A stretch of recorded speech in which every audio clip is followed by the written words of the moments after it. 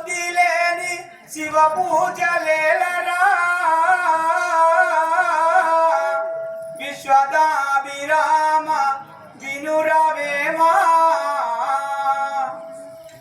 ఎవరైనా ఎప్పుడైనా ప్రతి ఒక్క పద్యం కానీ ప్రతి ఒక్క పాట కానీ మనము పాడుతున్నా కానీ మనం ఒక సినిమా చూసినా కానీ ఆ సినిమాలో ఉన్న సారాన్ని వెతకాలి కానీ వాళ్ళు ఉన్నదాన్ని మనము గ్రహించి మనము బాధపడము అప్పటి మనం ఆనందించడం కాదు.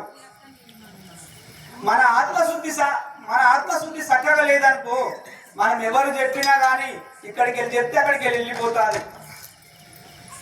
మన జీవితంలో మనకు కావాల్సింది ఏమిటి, ఏది కావాలి ఏది అవసరం లేదు అదే గ్రహించాలి.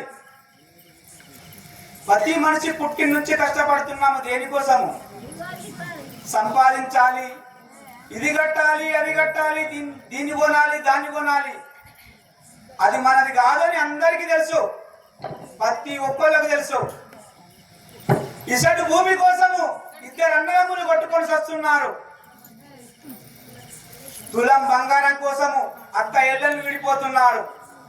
తల్లి దగ్గర ఏమన్నా ఉంటేనే ఇద్దరు బిడ్డలు నేను చేస్తా అంటారు. లేకపోతే ఒక్కరు కూడా దగ్గరికి పోరు, వారికి కసిగా నీళ్ళు పోయారు. మనకు కావాల్సింది ఏంది, ఏమి కావాలి? మనల్ని పుట్టిన నుంచి కనిపించిండ్రు, ఏం చేసిండ్రు, వాళ్ళకు మనం ఏమి ఇవ్వాలి? రేపు పొద్దుగల నువ్వు ఉంటావు నేనుండా, అది అందరికీ తెలుసు. కానీ దానికోసమే మనము చిత్రహింసలు పెట్టుకుంటున్నాము, ఒకరికి ఒకరు దూరం అవుతున్నాము, మనకు మనమే విడిపోతున్నాము, మనం ఎవరో విడగొడతలేరు. ఆ యొక్క పరశురాముడు కూడా ఎల్లమ్మని తన తండ్రి కోసం చిత్రహింసలు పెడుతున్నాడే తప్ప పరశురాముడు దుర్మార్గుడు కాడు, ఎల్లమ్మ అంతకన్నా దుర్మార్గురాలు కాదు. జై వీరాంజనేయుల సాముల వారికి. ఈ విధముగా రేణుక ఎల్లమ్మ కైలాసమందున ఉన్నటువంటి పరశురాముడు తన యొక్క కన్న తల్లి జాడ తెలుసుకున్నాడు. ఏమిటి దుర్మార్గురాల, పుట్టినింటి లోపల నీవు మాత్రము దాగి ఉండుట ఈ కర్మము నీకెందుకు వచ్చినాది? నా కన్న తండ్రి చూపితే నీకు ఈ బాధలు ఉండేవి కాదు కదా, మరి ఎందుకు నన్ను బాధ పెడుతున్నావు, నువ్వు బాధ పెడుతున్నావు అని చెప్పేసి అఘోరముగా కోపిష్ఠుడైనాడు. కానీ పతికిచ్చిన శాపం మాత్రం ఉన్నది కదా, ఆ శాపం ప్రకారముగా పతియే పరమాత్ముడు అనుకున్నటువంటి ఆడవాళ్ళకి ఎప్పుడు కూడా 7 జన్మలెత్తిన పుణ్యం ఉంటుంది. చూడండి, ఇక్కడే కాదు ఏ చరిత్ర చదివినా తన భర్తయే దైవం అనుకున్న ఆడదానికి ఎప్పుడు కూడా 7 జన్మల పుణ్యం ఉంటుంది.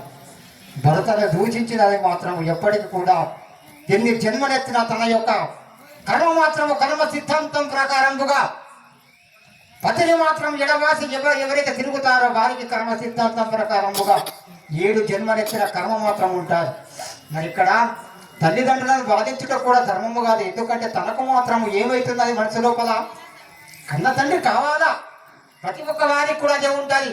మరి నా తండ్రిని చూపితే నీకు ఈ దెబ్బలు తప్పేమో కావు కదా చెప్పేసి కొట్టినాడు. మరి ఆ యొక్క రేణుక ఎల్లమ్మ ఆ దెబ్బలకు, ఆ కొట్లకు, ఆ తిట్లకు, వాడు మాట్లాడే మాటలకు అర్థం లేకుండా వెళ్ళిపోయినారు. ఊరి కన్న తల్లిని దూచించిన నీకు ధర్మము కాదురా, నీ చేతులు విరిగి ఈ భూమిపై ముక్కలు కాదని చెప్పేసి అన్నారు. ఎప్పుడైతే అన్నదో, ఇక్కడ ప్రతివ్రతలకు మాత్రము 5 పంచపతివ్రతలు ఉన్నారు మన ప్రపంచం లోపల. వారు చేస్తుంటేనే ఈ కలియుగం మాత్రం మొత్తం నడుస్తున్నది.